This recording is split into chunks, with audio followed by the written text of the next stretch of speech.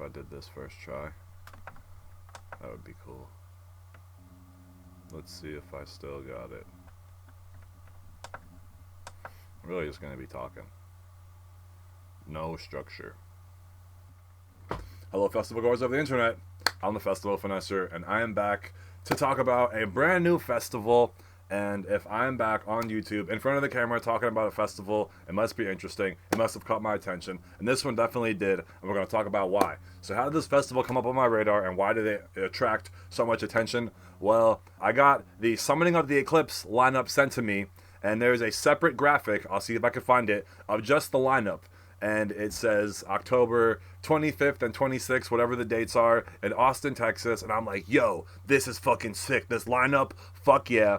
And then so it's a collab post between Summoning Fest and Wicked Oaks, and I didn't even see who else, but I was like, oh, I guess Wicked Oaks is the new venue, and this is like how they're promoting the new venue, and it's like a big announcement because Summoning didn't happen, you know, the last year in 2024. I've been to Summoning 2022, the first year, following year Summoning 2023. I love it. It's one of my favorite festivals to go to, I think, because of all the dubstep, all the underground, all the artists, all the core, the environment, the caves. It was cool. Now, the fact that it's not happening at the caverns, I'm not crying about it. I do think there is a lot of issues, not a lot, but there were some issues there that didn't really fit for me as many of the security guards that first year.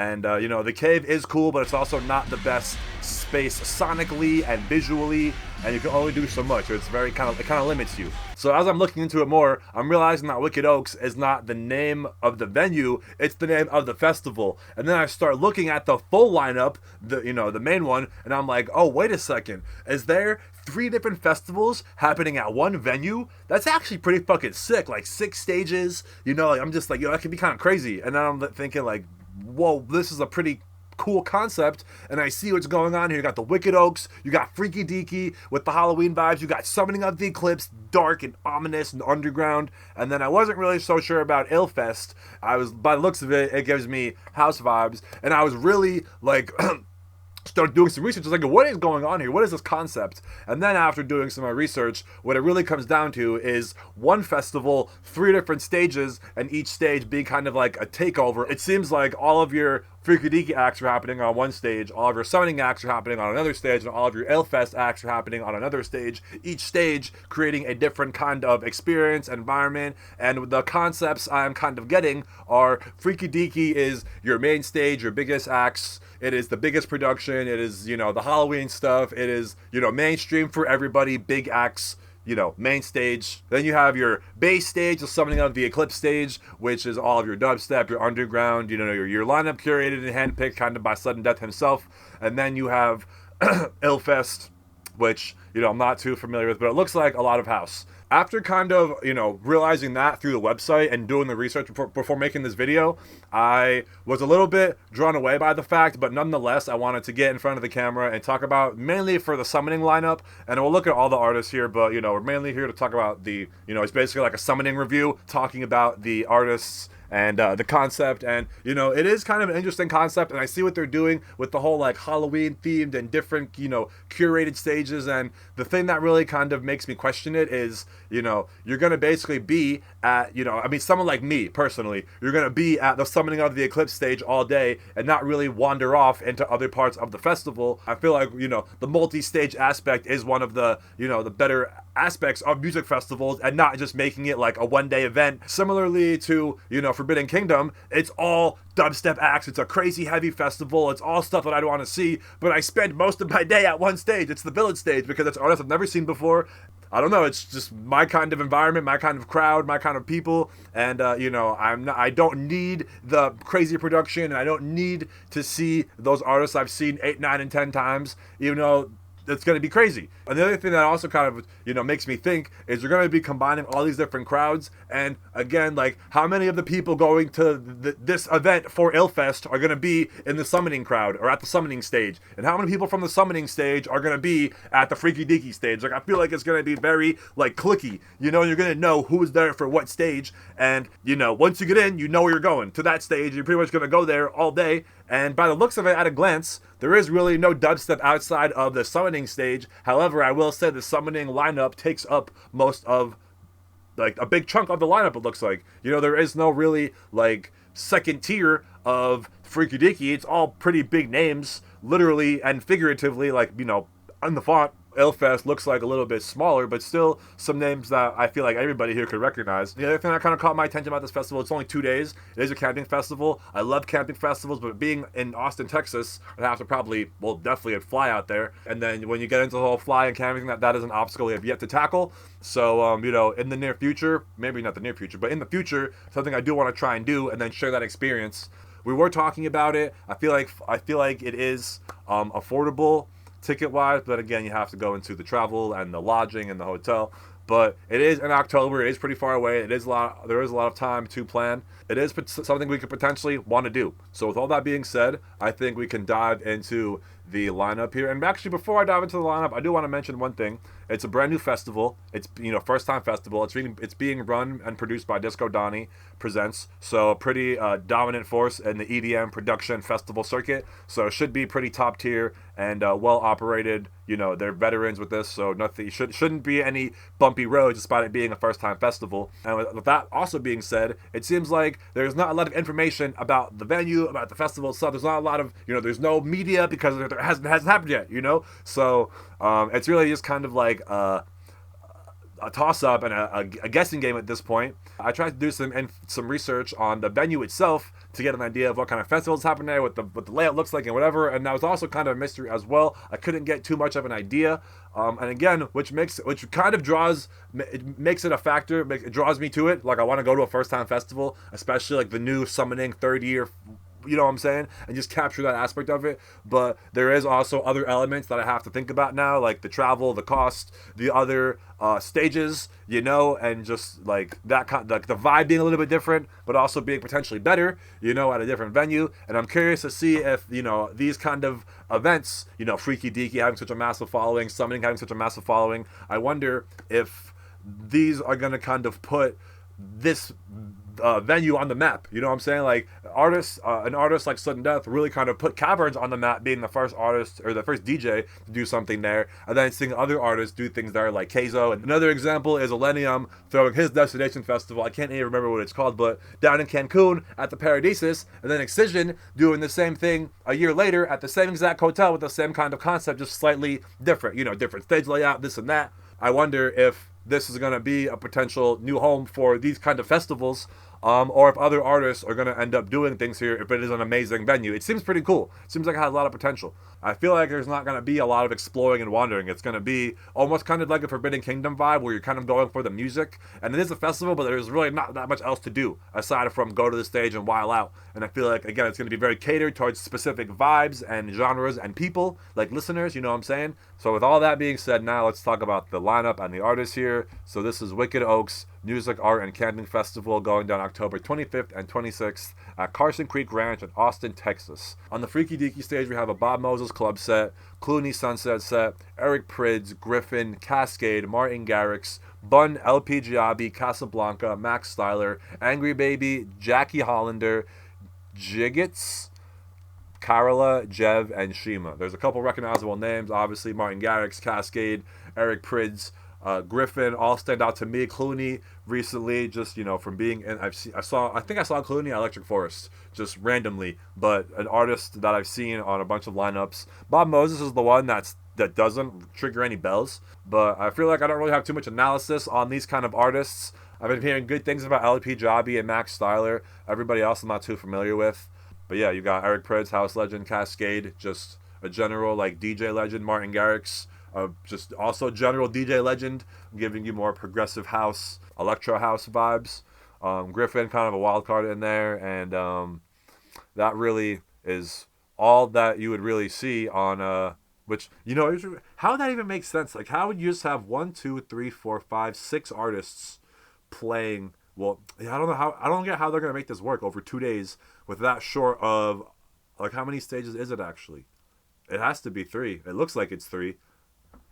I don't know. So the other thing, fuck, we're going back into this shit. But the other thing is, like, what if it's staggered? And then it's like you're going to have, like, you know, I couldn't even really break it down, where you're going to have, like, dubstep, dubstep, dubstep, house, house, dubstep, house, dubstep, house. You know, you're going to be, like, jumping back and forth between stages. That could be a little bit more enticing, I think, than just being locked in at one stage all day. So you get to experience different experiences, different stages, different people, different crowds. Just, you know, I feel like it get kind of stale being at the same stage all day and just, you know, only moving for water in the bathroom and food. You know, like, I like to wander and explore, and that's why festivals like Electric Forest and Elements and even Big Dub, like the smaller festivals that are up in the woods, you can really kind of get lost and just go off on your own and not just have to worry about what stage we're going to next and where we get, like, and what crowd I'm going into. You know what I'm saying? So now we can dive into the real, I don't even know what you would call it. So for some reason, I want to say meat of the sandwich.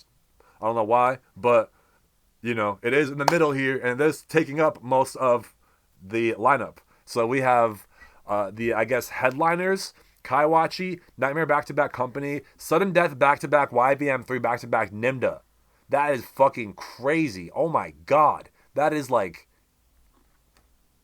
illegal. That is going to be, like, painful. That is heavy. I'm running out of words to even describe that, but they're not doing everything I just said is not doing that justice. That was going to be insane. And then you get Void separately. That is heavy. That is crazy. That is summoning for you right there, you know?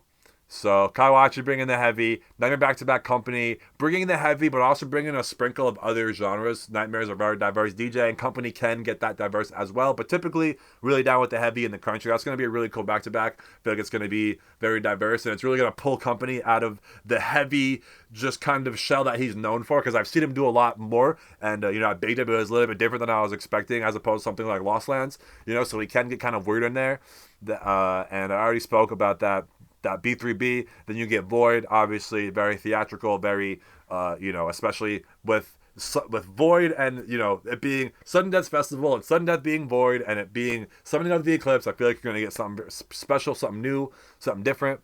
And again, very theatrical and, yeah, really always kind of crazy. And then we get into this next tier of artists here, some very big noticeable names. Eptic, Flux Pavilion, Headaches, Infect Back-to-Back Samplifier, Must-Die Back-to-Back Sizzy, and Simula. So Eptic and OG, just typical kind of like dubstep, bro step, 2015, 16 kind of dubstep vibes with, you know, your sprinkle of like modern infusion in there. Flux Pavilion, not really sure what you're going to get with this there. I would imagine kind of more like, not melodic, but like on the more chiller side of dubstep, and maybe more like, I mean, maybe it could get melodic, I don't know. You know, it's like, it's one of those festivals where everyone kind of like turns on the gas and brings the heavy because they know the kind of crowd that it's attracting. Headaches, drum and bass, one of the best to do it, and not my opinion, but like notoriously, he's in one of the conversations as like people's favorites, and it's a very talked about name in the drum and bass community amongst the dubstep community. I feel like, honestly, another one like that for me is Simula. The fact that I know who Simula is crazy, and I have a few Simula tracks. I hope I'm saying it right.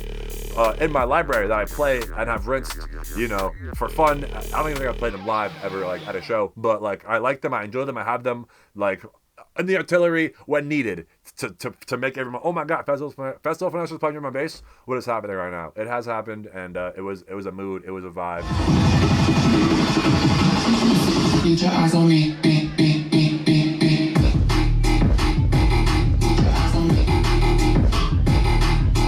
Maybe it was an era or a phase, I don't know, but yeah, definitely can appreciate drum and bass a little bit more now that I've been hearing it more, and you know, just expanding my palette a little bit, as you guys may have seen. So Info Back-to-Back Samplifier, iconic back-to-back, and just rhythm as fuck. Trench, y'all know the vibes with that one.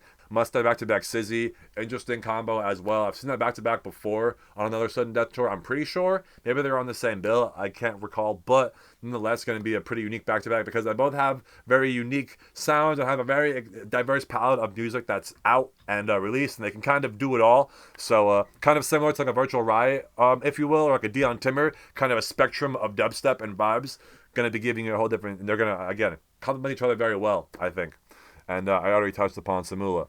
And then we have more dubstep here, which again, taking up a good chunk of the lineup. Notice how we have 3 tiers here. Automate back-to-back Matt Dubs. That's going to be sick. The Pope Brothers. That is just going to be bouncy, high energy, rhythm as fuck. COD Dubs back-to-back Pike. That is going to be crazy too. I'm not sure what Slice the City is. That might be 6 deck shit. And those 2 together is going to be crazy on 6 decks. Unreal. And just very proper, high energy. Again, rhythm as fuck. A little bit heavier, I think, than Mad Dubs and Automate. They're going to be more rhythm. COD Dubs will give you a little bit more heavy dubstep in the mix as well. But the chopping and just the combos and the routines he does and the creativity, then the mixing is just top tier. Phase 1 back-to-back Hades, I would imagine going to be very heavy as well. Phase 1 bringing it very kind of like, I don't want to say screamo, but like that's the only word I know. You know, just like that kind of vibe. You know, just metal. Yeah, I don't know what you're gonna get with Hades. I know it's kind of dark, so that's a very like nice complementary of like dark heavy music. Prosecute, more heavy, and not so much on the rhythm side. Definitely more heavy underground. Like again, kind of like metal and like again, I don't know the word, punk, death metal infused. Again, like those kind of screams and growls and stuff. It's very dark and heavy and tear outy and mosh pitty and you know.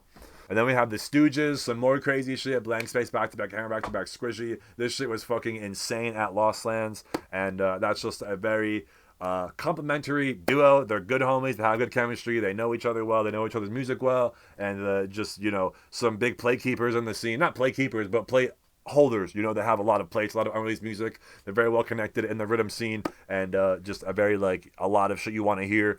And shit you never heard before at the same time, you know?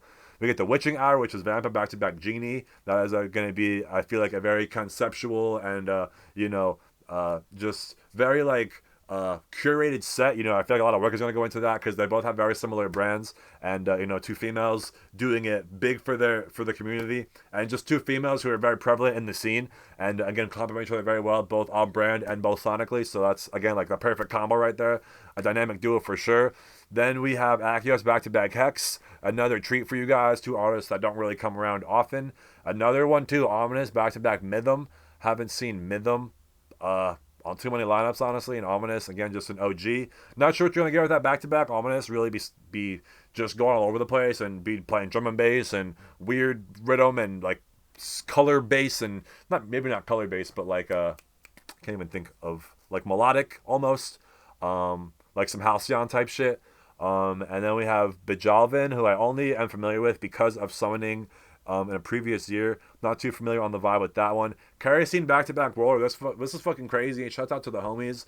Like, that is just, you know, like Warlord I've seen so many times. I've, you know, chilled with him on so many occasions, so many festivals. To see him playing this festival is fucking crazy. I just recently saw Kerosene for the first time at the Riddim NYC birthday bash, and I feel like Riddim NYC had a lot to do with that booking, if I was going to guess. So shouts out to him as well. That's fucking sick they can make that happen. You know, wrapping up here, we have Neonics back-to-back Fizo. Crazy. Another big treat for the dubstep community. Atsukare, another one who has been putting on for the rhythm females in the community and in the scene, and doing it very fucking well and very proper. STVG, Stag, maybe, I'm not too familiar with. And Van Fleet, who I've seen before. I'm not really sure what genre to classify this as. So, you know, I'm not even going to speak too much on it, honestly. You know, it's rhythm, it's dubstep, but it's like not your typical rhythm that you would be kind of expecting. But I'm not exactly sure how to classify it. And almost like a Beast Boy kind of, maybe. That's a similar artist I could compare it to, maybe. And then wrapping up here, we have Illfest, which is looking more housey, it seems like. And the only artist that I really know on here is Wednesday. And that's not even I don't think that's a house artist. But I don't, you know, Autograph I've heard of, but I'm not sure on the vibe. Classmatic, Dark Heart, Jaden Thompson, Luke Van Dijk, Anthony, Maxine, Sister Exosa, Surf. Yeah, I don't know anybody in this bottom. So that really wraps it up. Like I said, there's not really any photos I could show you guys. There's no vlogs. There's no videos. You know, it hasn't happened yet. So just because it hasn't happened yet doesn't mean is going to be bad. Doesn't mean it's going to be perfect either. So I am interested. It's on my radar. Don't be surprised if you see me there. There's a lot of time to plan for this festival and make it happen. Yeah, so Again, if there's anybody that I should be checking out or mislabeled, let me know. But I feel like these are some very familiar artists, and this middle lineup right here is the main reason why I would go. And again, it would be nice and cool to kind of just be in one crowd all day with all the familiar faces. But again, it could get kind of stale. But again, it would probably be much more lit than the other two stages, in my opinion. So I couldn't really see myself want to see anybody else. Maybe Martin Garrix for like some nostalgic stuff. I'd be locked in at the summoning stage, assuming it is just one stage. If it's staggered, definitely would be cool, but it would also be kind of weird to go from seeing somebody like Cascade and then seeing somebody like Void, and then seeing somebody like, Wednesday, and then seeing somebody like, Infected Samplifier. Like, it would just be very high and low and high and low, and it would not be like a ride. It would be kind of weird, and like it would just be like everybody would be flocking and migrating. Why would we do that if we all just know where everybody wants to be? As boring as that kind of is, in my opinion, that is kind of the smarter move, I think. So, with all that being said, maybe you'll see me there, maybe you won't. If we can afford it, if we can make it work, if we got homies to go with, if somebody invites us. So if you're planning on going, let me know in the comments. Hit me up, send me a DM, and maybe we can get it cracking. But until the next one, guys. The next video I'm gonna be talking about is Lost Lands. But until then, I'm the Festival Finesser, and I'll see you guys for the next one, whenever that may be. Peace out.